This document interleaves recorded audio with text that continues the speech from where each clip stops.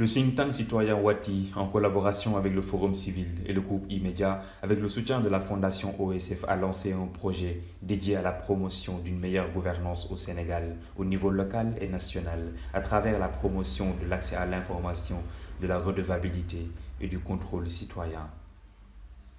Lorsqu'on parle de transparence et de contrôle, tous les secteurs d'activité sont concernés, mais dans ce premier épisode de la série sur la gouvernance et le contrôle citoyen, nous allons nous pencher sur le sujet de la gouvernance foncière au Sénégal.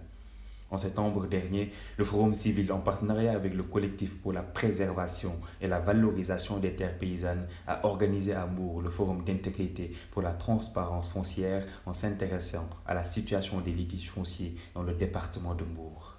De ces travaux, nous avons pu retenir que cette ville touristique située à 70 km de Dakar est une perle sur un volcan foncier dormant.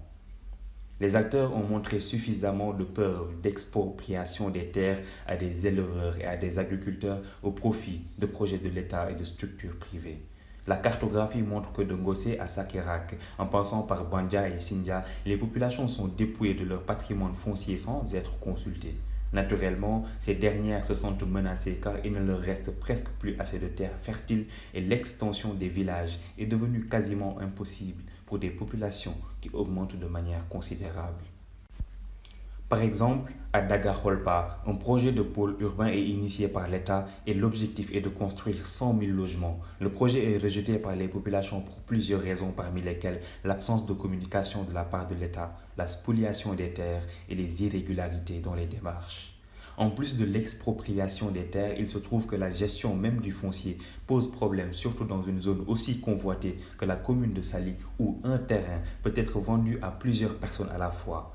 Les populations font face à de réels problèmes liés à la délimitation et à l'identification des parcelles.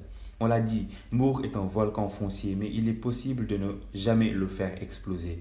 D'abord, il faut dire qu'une communication claire entre les autorités locales et les populations serait un premier pas vers l'effort de transparence. Et il faut sensibiliser les populations à arrêter la vente des terres et préciser que le domaine national est réservé aux cultures et à l'élevage.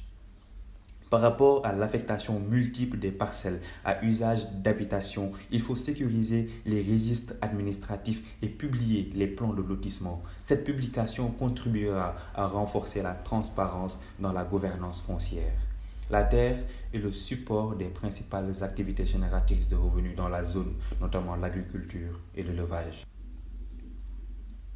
En plus de la dimension matérielle, ces terres sont souvent héritées et transmises de génération en génération, d'où la forte dimension symbolique. Ce patrimoine est donc une source de conflit entre les communautés. Dès lors, il est important de rétablir le dialogue entre les familles, les autorités administratives et locales pour la prévention et la résolution des litiges fonciers.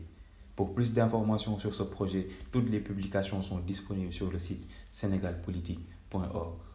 À bientôt.